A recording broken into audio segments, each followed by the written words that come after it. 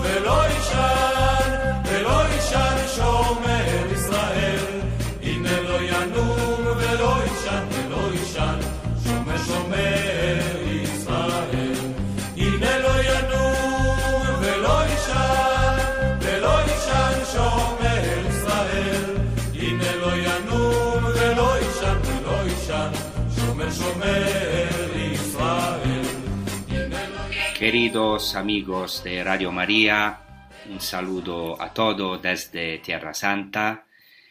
En los episodios anteriores he tratado de remontar a las fuentes de los primeros acontecimientos narrados en los Evangelios sobre la vida de Jesús, en particular la Anunciación de Nazaret y la Natividad en Belén.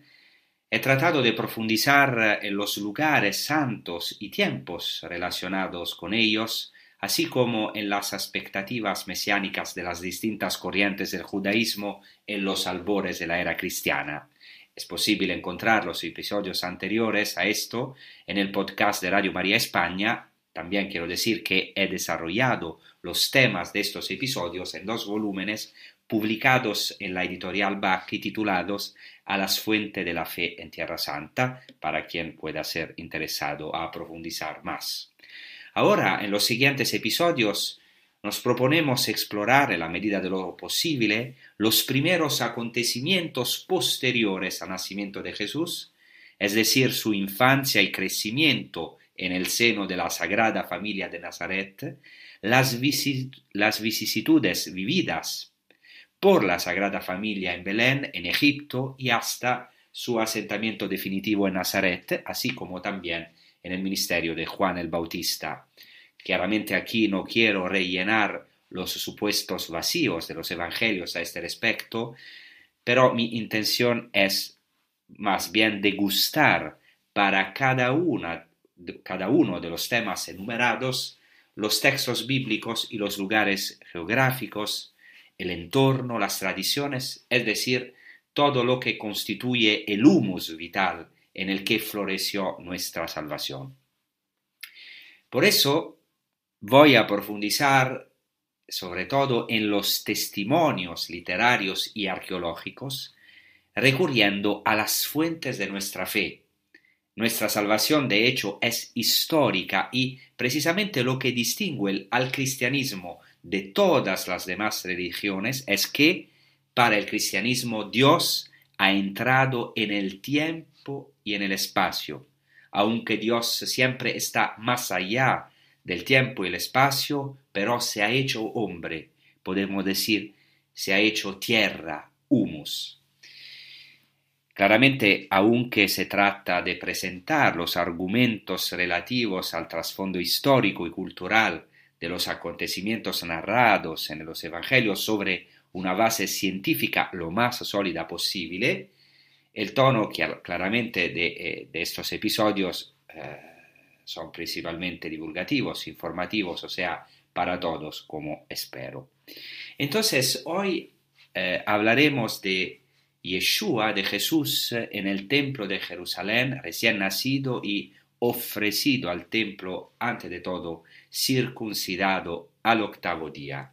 En su solemne prólogo, Lucas, que escribe en un griego, este prólogo en un griego elegante y solemne, declara haber seguido todos los acontecimientos desde el principio de forma precisa.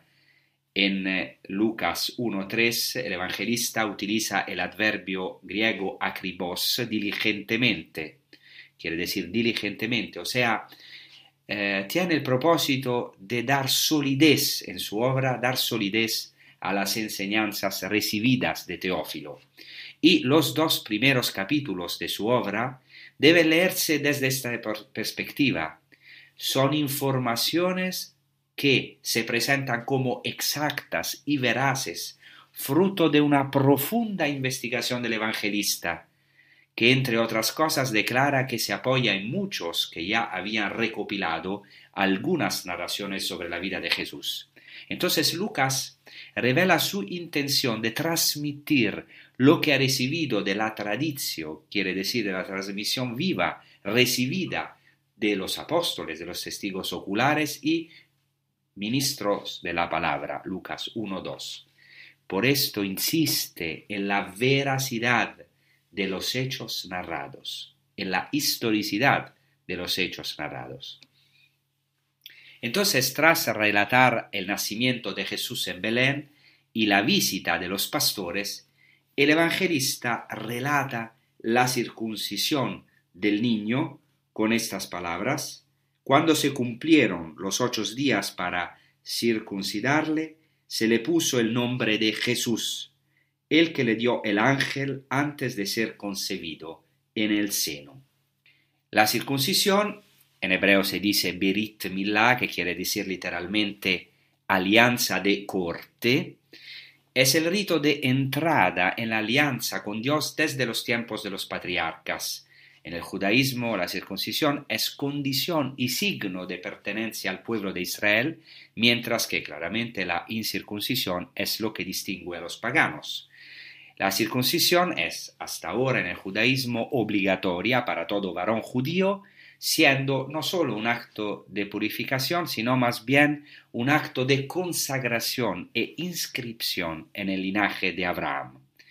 Según lo dispuesto en el libro de Levítico 12:3, el niño debe ser circuncidado al 8º día de su nacimiento, aunque caiga en Shabbat, en el día de sábado. Quiere decir que la circuncisión prevalece sobre el día de sábado. Al parecer, en la época de Jesús, el rito de la circuncisión se realizaba en casa, mientras que hoy normalmente se prefiere la sinagoga, pero no siempre, también la casa. En 2 ocasiones el Evangelio de Lucas muestra que el nombre del niño, ahora hemos escuchado, el nombre del niño se imponía con motivo de la circuncisión. O sea, en el día de la circuncisión también le se imponía el nombre al niño, como sigue ocurriendo hoy en día, aunque, esto es muy interesante, la imposición de un nombre en el momento de la circuncisión no se atestigua en otras fuentes judías hasta el siglo VIII después de Cristo. O sea, quiere decir que en este Evangelio nosotros encontramos un valioso registro histórico para entender el judaísmo antiguo. Después Lucas insiste en que el nombre impuesto al niño Jesús es el nombre dado por el ángel a María antes de su concepción. Por lo tanto, es un nombre divino. Y en el judaísmo el nombre es una profecía. Y precisamente el niño se llama Yeshua, que es una variante del nombre Yehoshua, que quiere decir Josué. Muy interesante es que en griego es el mismo nombre. Jesús se traduce Jesús y también Josué. Entonces Jesús, Yeshua, como su ilustre y homónimo padre, Josué, estará destinado a entrar en el Jordán el día del bautismo, pero ya no abriendo el río Jordán, sino abriendo los cielos y introduciendo al pueblo, a nosotros, en la verdadera tierra prometida, que es el reino de los cielos. Como sabemos, el nombre Yeshua o Yehoshua, Jesús o Josué, quiere decir el Señor salva y proviene de la misma raíz de la que también derivan dos términos importantes como Yeshua, que quiere decir salvación, y un término que conocemos muy bien de nuestra liturgia también, que es Hosanna, en hebreo Hosanna, que quiere decir sálvanos de gracia, sálvanos Señor. El libro de los Jubileos, que es un libro, un apócrifo del Antiguo Testamento, que fue escrito a finales del siglo II o principios del primero antes de Cristo, entonces es precedente a Cristo. Este libro, que se llama el libro de los Jubileos, proporciona algunos detalles de la tradición oral sobre la circuncisión que son, con certeza, como he dicho, anteriores a la era cristiana. En primer lugar, en este apócrifo se afirma con rotundidad que la circuncisión no puede retrasarse ni un solo día, ya que es una ley eterna escrita en el cielo. Después, quien no se circuncida no pertenece a los hijos de la alianza ni al Señor, sino a los hijos de la corrupción y está destinado a la dispersión. En segundo lugar, los ángeles fueron creados ya circuncidados, y así deben ser los israelitas, como los ángeles, destinados a morar con Dios y los santos ángeles. La tradición rabínica sostiene que Adán también fue creado circuncidado, mientras que fue su transgresión la que hizo que su prepucio volviera a crecer, y lo mismo ocurrió con todas las grandes figuras del Antiguo Testamento. Entonces, ahora vamos a profundizar en el significado profundo de la circuncisión de Cristo. También Cristo ha querido ser circuncidado. Y la tradición rabínica ha profundizado en el valor de la circuncisión en sus interpretaciones bíblicas. Aquí tenemos algunos ejemplos. Por ejemplo, la Mishnah dice, así y cito, la circuncisión es grande porque Abraham, nuestro padre, aunque cumplió todos los preceptos, no fue llamado perfecto hasta que se circuncidó, como está escrito, camina delante de mí y sé recto. Un Midrash, el Midrash Bereshit Rabba, el Midrash grande, el libro de la Génesis, aunque va en la misma dirección de esta interpretación, es aún más explícito en su comentario sobre la frase de Génesis 17:1, que es que Dios dice a Abraham, camina delante de mí y sé recto, y interpreta así el Midrash Bereshit Rabba, el santo bendito sea, dijo Abraham, no hay mancha en ti excepto la incircuncisión, quítala y borra la mancha. Ahora, en el Targum, que es la traducción del Antiguo Testamento hebreo en arameo, en un Targum que se llama Targum Pseudo Jonatán a Génesis capítulo 22, el sacrificio de Isaac está precedido por una acalorada disputa entre Isaac e Ismael sobre los derechos de primogenitura. Ismael reclama el derecho a la primogenitura, a la herencia del padre en base a su virtud. ¿Por qué? Porque se jacta de ser más justo que su hermanastro Isaac, porque declara que se sometió libremente a la circuncisión cuando tenía 13 años, porque según el Antiguo Testamento fue circuncidado cuando tenía 13 años. Entonces dice a Isaac, yo fui circuncidado en plena conciencia, cosa que tú, dice a Isaac, no tuviste porque fuiste circuncidado al 8º día, entonces no en plena conciencia. Ahora Isaac responde así a Ismael, segundo el Targum, he aquí que hoy tengo 37 años, y si el santo bendito sea me exigiera todos mis miembros, no dudaría en dárselos. O sea, es muy importante esto. Isaac dice al hermano Ismael, ok, tú fuiste circuncidado en un miembro de la carne, ¿no? La circuncisión es un corte en el miembro de la carne, en el miembro sexual del varón. Pero dice Isaac, yo ahora tengo 37 años y entonces si Dios me exigiera todos mis miembros, no dudaría en dárselos. Y después en el Targum viene el relato de su Akedah, que es la Akedah, es la atadura de Isaac. O sea, según la tradición, es el sacrificio de Isaac, que en el Targum es un resultado no solamente del sacrificio del padre Abraham, pero de una elección aceptada libremente y conscientemente por Isaac, que no era un niño sino un varón adulto. Entonces Isaac no es conducido a la fuerza al monte Moria, sino que ordena a su padre Abraham que lo ate y así demuestra una total disposición, podemos decir, al martirio, a dar su vida totalmente a Dios, a cumplir el Shema, el amar a Dios con todas sus fuerzas, porque tiene esta firme voluntad de ofrecerse como sacrificio. Por eso ahora queremos escuchar un canto compuesto y ejecutado por Kiko Argüello exactamente sobre esta tradición del Targum que habla de la Akedah, de la atadura de Isaac, una tradición muy antigua que muy probablemente remonta al tiempo de Cristo, sino también antes a lo mejor, donde Isaac se ofrece, podemos decir, libremente a su pasión como prefiguración de Cristo y dice a su padre, átame fuerte. Es la Akedah de Isaac, la atadura de Isaac en la tradición judía. Vamos a reflexionar sobre todo lo que hemos dicho con este canto.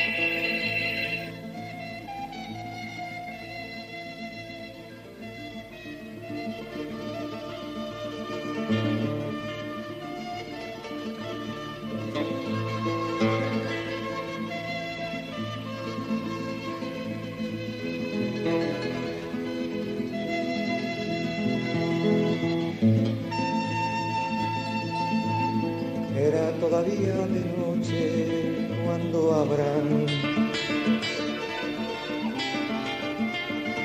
se disponía a sacrificar a su hijo. Los dos se miraban fijamente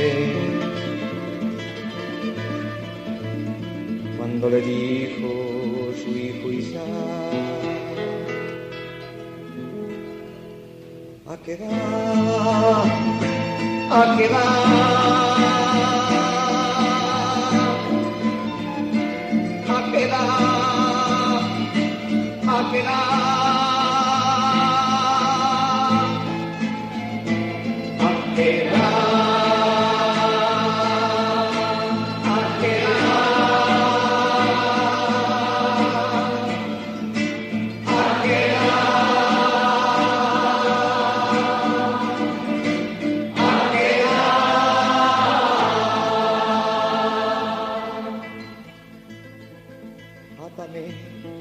átame fuerte, Padre mío, no sea que por el miedo me resista, no sea válido tu sacrificio y los dos seamos rechazados. Akedah,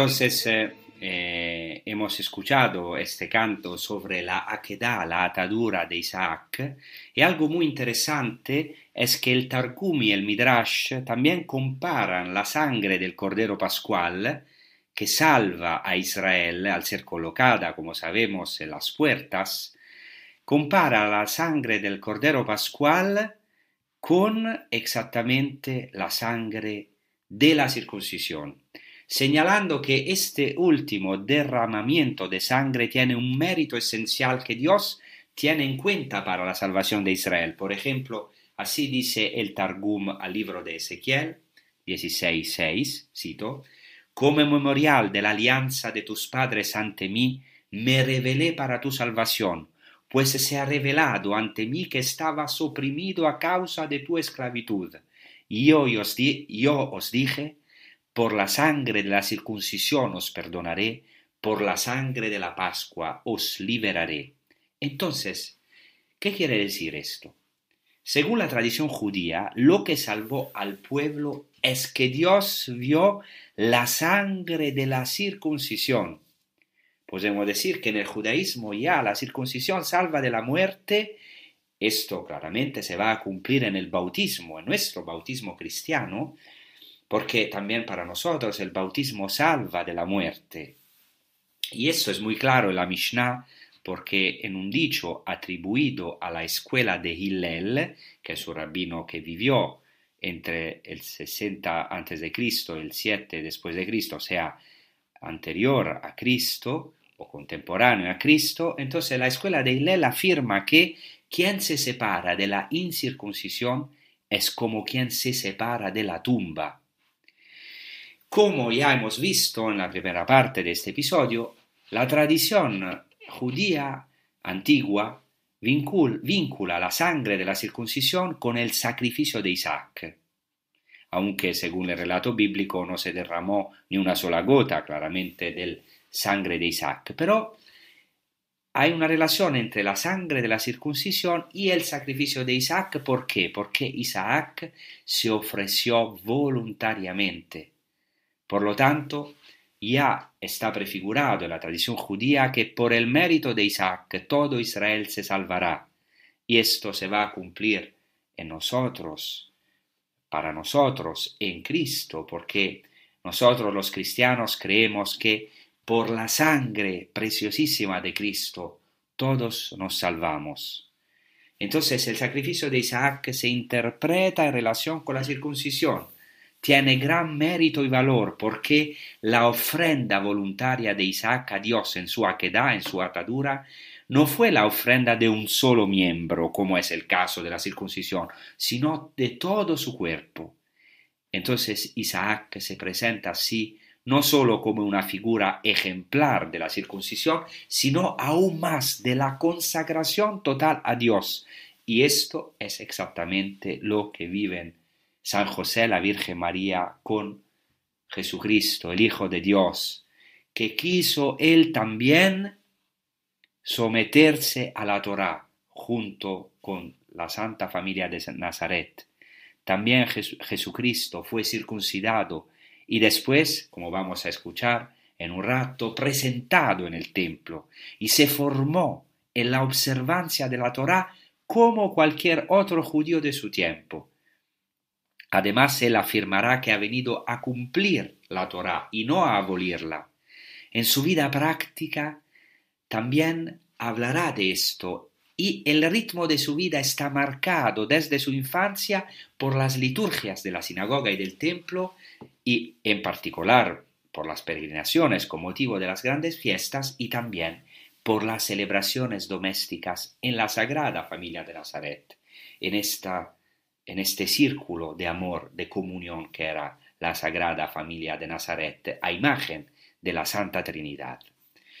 Un midrash que se llama el Midrash Yalkut Shimoni, aunque escrito tardíamente, pero proporciona una maravillosa interpretación de la presentación de los padres de su hijo para ser circuncidado.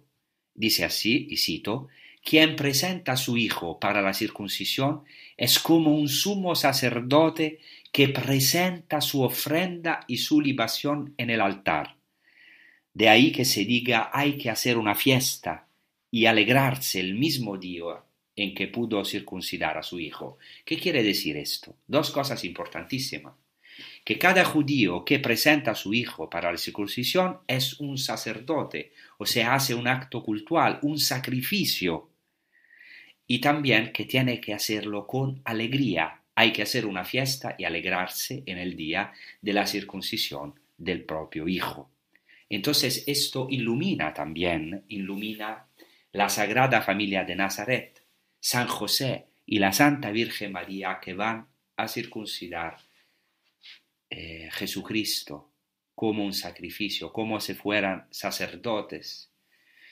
En el mismo Midrash y Al-Kuchimoni hay también una maravillosa interpretación de la circuncisión con referencia a el Shema, o sea, esta oración maravillosa, estas palabras del libro de Deuteronomio que dicen de amar a Dios con todo el corazón, con toda el alma y con todas las fuerzas. Pero esta interpretación relaciona la circuncisión con amar a Dios en particular con toda el alma. En hebreo, bechol nafshecha, o sea, con toda tu alma, y se puede traducir también con toda tu vida. Entonces, con el martirio se puede relacionar, porque amar a Dios con toda la vida, con todo el alma, es estar dispuestos a dar su vida, entonces al martirio. Y se interpreta en relación a la circuncisión, y cito, con toda tu alma y vida significa aunque te quite el alma o la vida. Y por eso dice, por ti nos matan cada día. Salmo 44, 23. Y Rabbi Shimon ben Benasia dice, ¿y qué? ¿Es posible decir a un hombre que debe ser asesinado todos los días? ¿Qué quiere decir esta frase del Salmo? Por ti nos matan cada día. ¿Que un hombre dice tiene que ser asesinado todos los días? No, pero esto quiere decir la circuncisión. Entonces, ¿qué quiero decir? Quiero decir que aunque estos textos son tardíos, pero parece bien establecido en la tradición judía que el precepto de la circuncisión, que es considerado por algunos como el más importante de la Torá, debe ser cumplido por los padres con alegría, como cualquier otro precepto y como si fueran los sacerdotes de su hogar, o sea, como si los padres fueran los sacerdotes de su hogar, que es como un templo doméstico. Y así San José y la Virgen María ofrecieron en este día de la circuncisión a su Hijo único, unigénito, cuya concepción milagrosa conocían bien. Entonces lo ofrecieron a Dios según la Torá y con gran alegría. Entonces esta circuncisión es una prefiguración maravillosa de la ofrenda de toda la vida de Cristo, de toda su vida, y también una prefiguración de su muerte en la cruz, en la que Jesús cumplirá el Shema entregando su espíritu al Padre y amando a Dios con toda su alma, con toda su vida.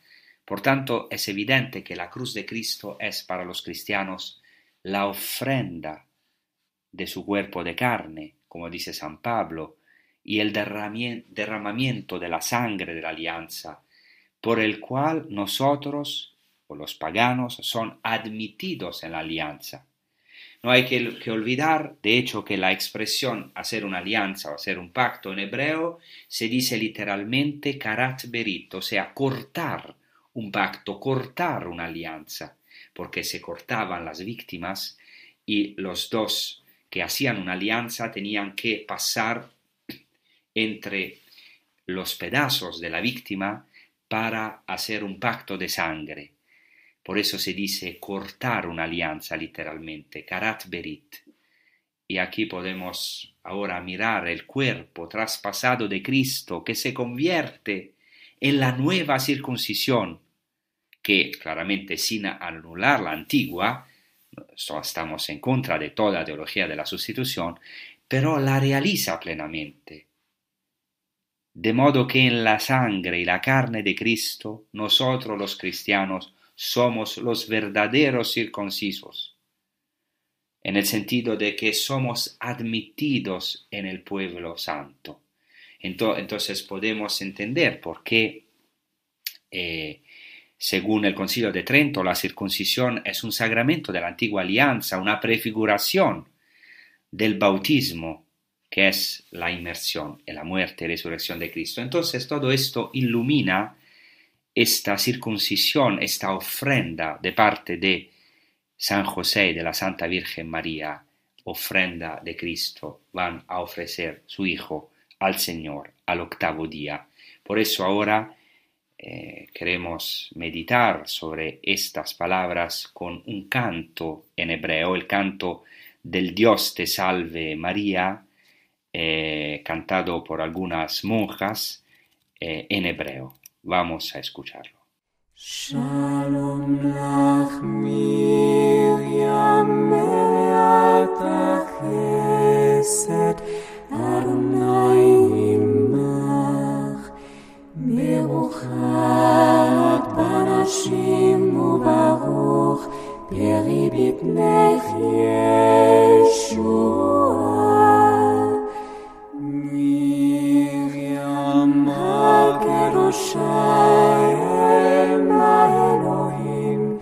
התפללי בעדנו אחותים, אתה ובשעת מותנו אמן.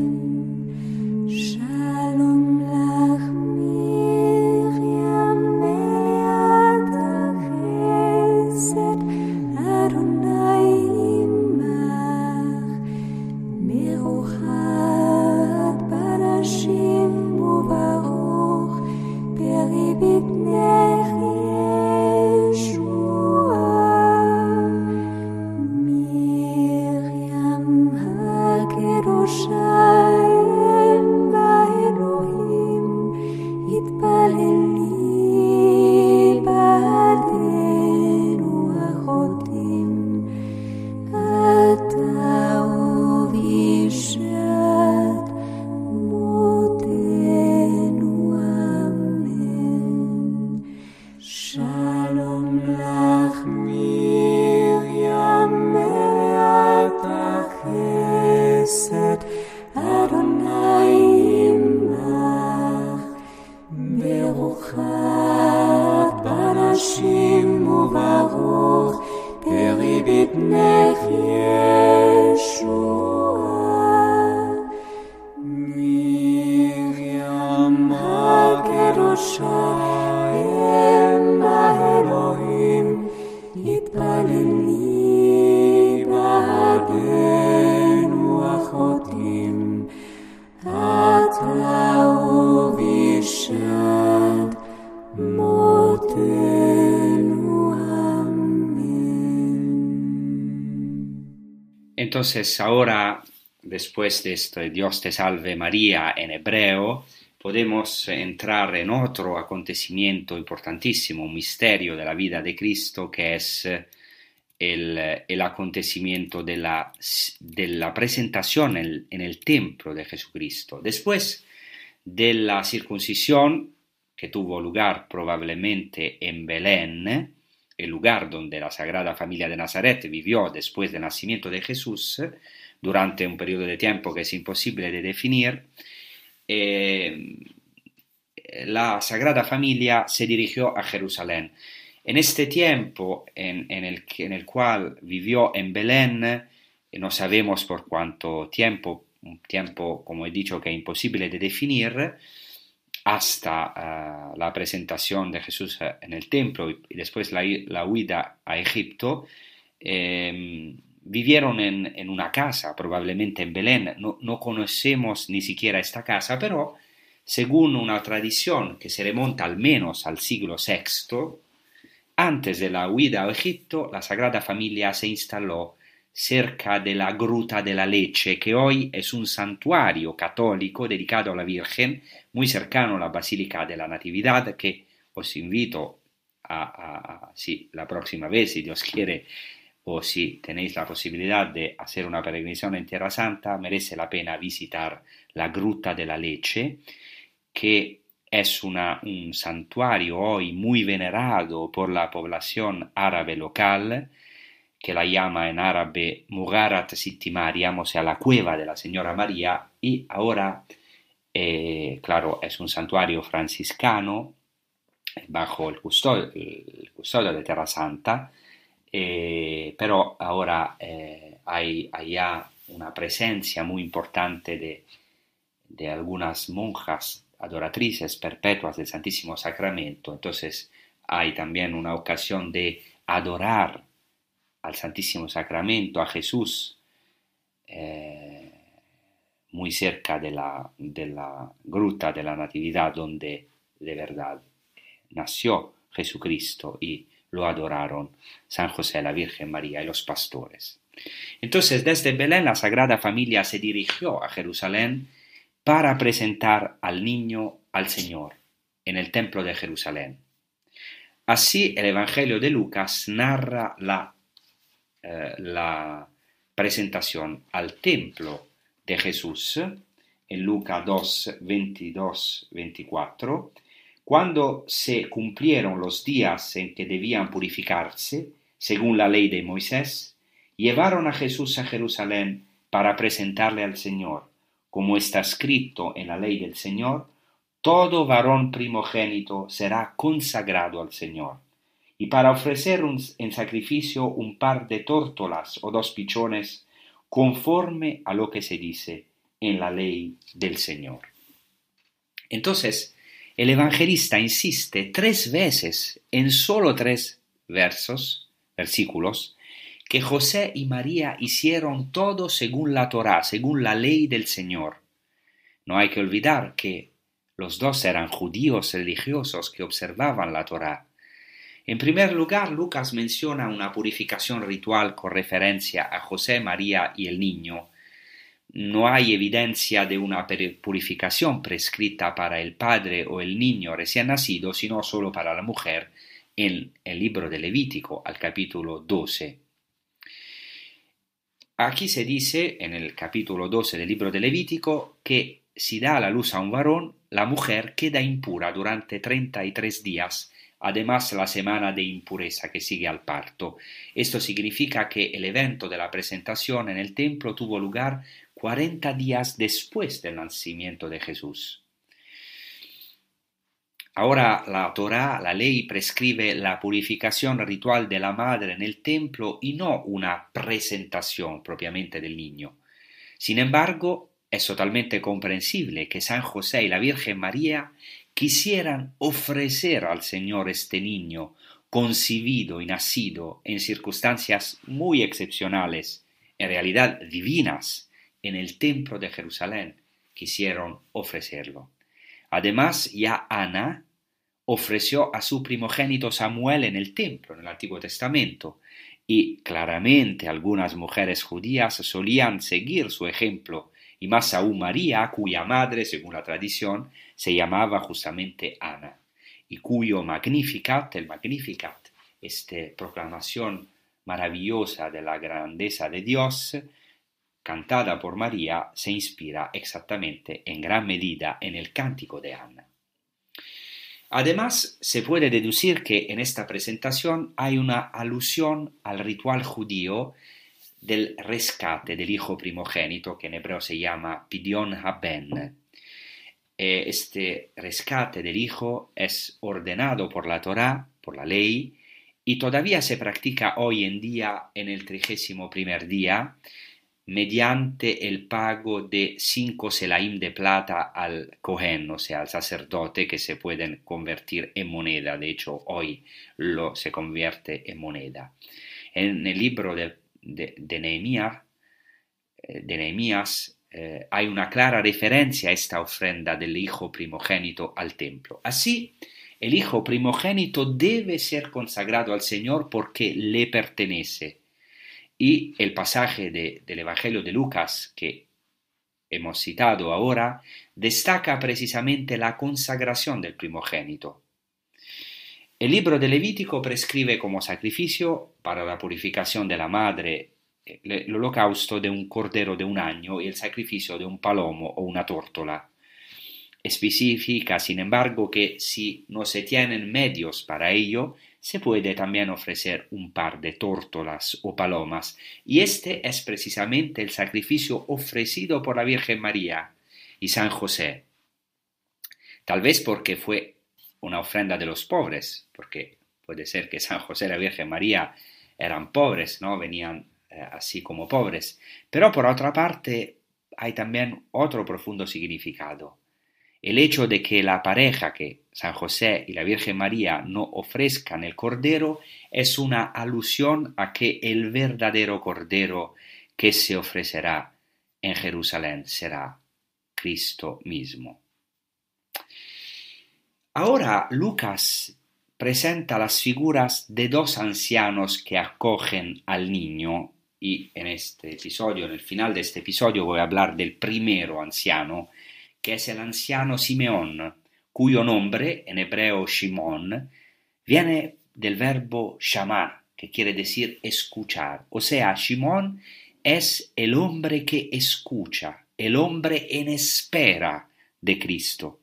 Es definido por el evangelista como justo, en griego dikaios, y piadoso, en griego eulabes, que son dos adjetivos muy utilizados hasta hoy en hebreo para definir a un hombre santo. O sea, Shimón era un tzadik y un hasid, o sea, un justo, un hombre justo y un hombre piadoso. De Simeón se especifica que esperaba la consolación de Israel. Así se dice en Lucas 2:25. Vivía entonces en Jerusalén un hombre llamado Simeón. Era un hombre justo y piadoso y esperaba la consolación de Israel. Y estaba en él el Espíritu Santo. Sabemos que se trata de una clara referencia a la espera del Mesías. O sea, esperar la consolación quiere decir esperar el Mesías y la redención que el Mesías tiene que traer consigo. Entonces, a pesar de su avanzada edad, Simeón no se cansaba de esperar al Mesías. A los tiempos de Jesús, el pueblo de Qumrán, los hombres del desierto, que eran como era una comunidad que vivía en el desierto. El pueblo de Qumrán era impregnado de una ferviente expectativa mesiánica y esperaba también la consolación de Israel en el desierto, según la maravillosa profecía de Isaías, que abre el libro de la consolación. Así dice Isaías: consolad, consolad a mi pueblo, dice vuestro Dios. Hablad al corazón de Jerusalén y decidle bien alto que ya ha cumplido su milicia, ya ha satisfecho por su culpa, pues ha recibido de mano del Señor castigo doble por todos sus pecados. Una voz clama en el desierto: abrid camino al Señor. Ahora, en la tradición judía es muy interesante porque uno de los nombres del Mesías es precisamente el Menachem, el Consolador. Por ejemplo, se dice así en el Talmud, al Tratado Sanhedrin, se dice así: hay quienes dicen que el nombre del Mesías es Menachem, hijo de Ezequías, como se dice el Consolador, el Menachem, que consuela mi alma, se ha alejado de mí. Entonces, ver la consolación es una expresión que se repite varias veces en la tradición rabínica para indicar los días de la redención del Mesías. Y no por acaso, en el Nuevo Testamento Jesús profetiza el don de otro paráclito. Paráclito quiere decir en griego otro consolador. ¿Por qué otro consolador? Porque Jesús mismo es el primer consolador. También Isaías dice: como una madre consuela a su hijo, así os consolaré yo. En Jerusalén seréis consolados. Qué maravilla esta palabra que ahora se cumple en Jesucristo. En Jerusalén, que es el corazón del mundo, y en el templo, que es el corazón de Jerusalén, los ojos de un anciano que resume a todo Israel ven, y sus brazos sostienes al verdadero Mesías, al verdadero Menachem, al verdadero Consolador. Y esto es importante para todos nosotros. A lo mejor muchas veces nos sentimos viejos en el alma, en el espíritu, no tenemos fuerza, pero hoy, a través también de esta palabra, estamos llamados a mirar a Cristo, a esperar a ser como Simeón, que es un hombre a la espera de Cristo, que no se cansa de escuchar, de esperar al Mesías hasta que no puede de verdad abrazarlo. Qué maravilla que nosotros también tenemos esta posibilidad en Jesucristo que se hizo carne de abrazar al Mesías, de abrazar a Dios mismo, nuestra esperanza que renueva cada momento, en cada momento también ahora nuestra vejez espiritual interior y nos renueva con su espíritu, con su amor, con su misericordia. Por esto ahora vamos a escuchar esta palabra de Isaías con un canto compuesto por Marco Frisina, canto en español, que dice justamente: consolad, consolad a mi pueblo.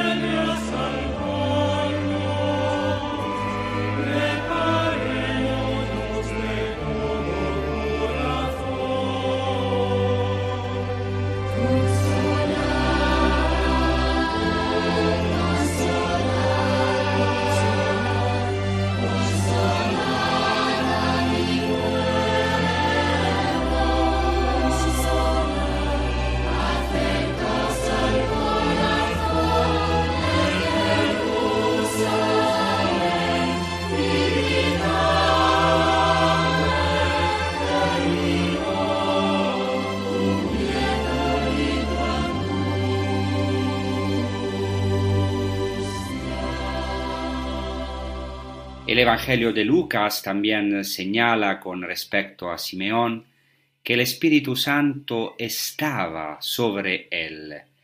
En efecto, el texto subraya 3 veces el papel del Espíritu Santo.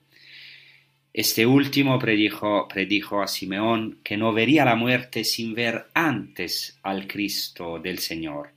El equivalente de hebreo Meshiach Adonai, de esta expresión griega utilizada aquí en el Evangelio, o Christos Kyrios, o sea, el Cristo del Señor, se emplea varias veces en el Antiguo Testamento, no solo con referencia al rey, sino también a un misterioso personaje del libro de las Lamentaciones. Dice así el libro de las Lamentaciones: el aliento de nuestras narices, el ungido del Señor, en hebreo Meshiach Adonai, el ungido del Señor ha sido atrapado en una emboscada, aquel del que dijimos: a su sombra viviremos entre las naciones.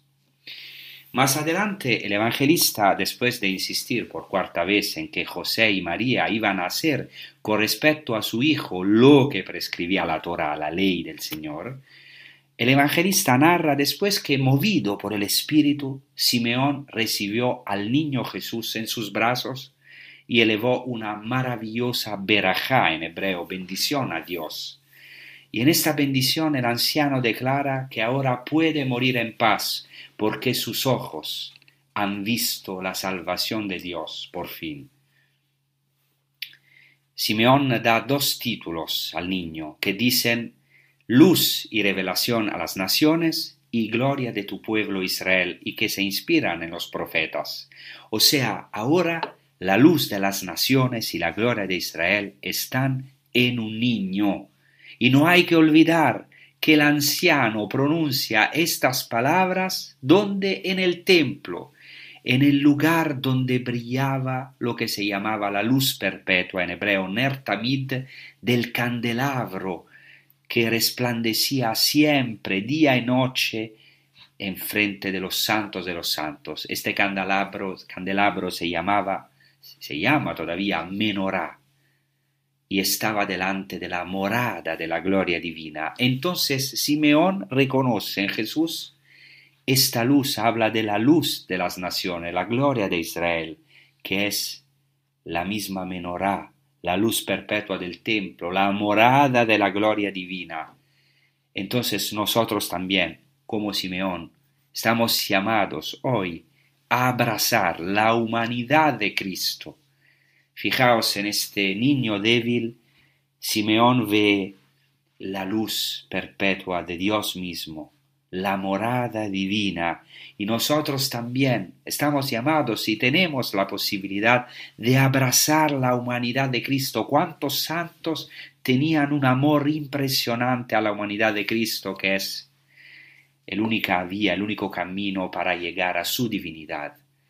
Cristo mismo es luz de las naciones en medio de las tinieblas del mundo, de nuestras tinieblas personales y las tinieblas que estamos viviendo en estos tiempos. Y así podemos ver por la fe más allá de la carne, o más bien a través de la carne, a través de la carne de Cristo, la luz misma de Dios, la verdadera menorá, la luz, el lugar definitivo de la morada divina, el templo vivo de Dios, el resplandor de la gloria del Padre. Solo que ahora, esta presencia, esta plenitud del Dios infinito se puede abrazar, se puede tener en las manos. La tenemos en las manos, la podemos abrazar. El amor de Cristo, el amor de Dios, Dios mismo, su plenitud, que se hace carne. Por eso está claro que Simeón representa a todo Israel y a todos nosotros. En este anciano estamos todos nosotros. En él se concentran misteriosamente todos los anhelos del pueblo judío y de los gentiles, todos nuestros anhelos más profundos, todos los más íntimos deseos de felicidad que nosotros tenemos y que podemos conseguir solamente a través del Mesías que nos ha sido enviado, que es nuestro Señor Jesucristo, que es la alegría total. Por eso Simeón después está dispuesto también a morir. Ya vive la vida eterna. Ya no es un viejito, digamos así, no es viejo a su interior, porque sus ojos han visto la vida eterna, la plenitud de la vida, la verdadera felicidad que es este niño. Entonces nosotros también, como él, esperamos a este niño, buscámoslos, estamos en la escucha como Simeón, el hombre en escucha del Mesías, y abrazámoslos como nuestro verdadero consolador que nos consuela en nuestros sufrimientos. Entonces os saludo, os mando un abrazo desde Tierra Santa, que recen por nosotros y nosotros también desde los lugares santos rezamos por todos vosotros. Hasta la próxima y buena prosecución con los programas de Radio María. Gracias.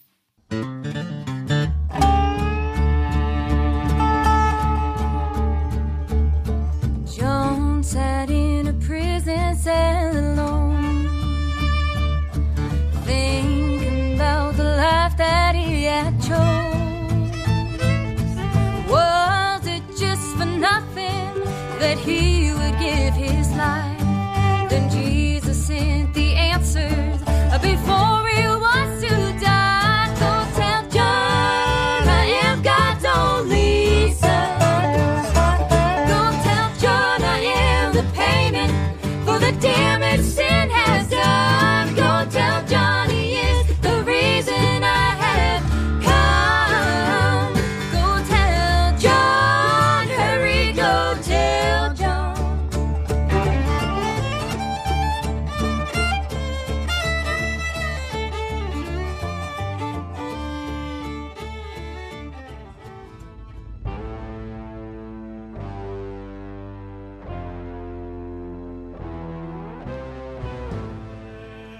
Y así concluye A las fuentes de la fe en Tierra Santa, con el padre Francesco Voltaggio.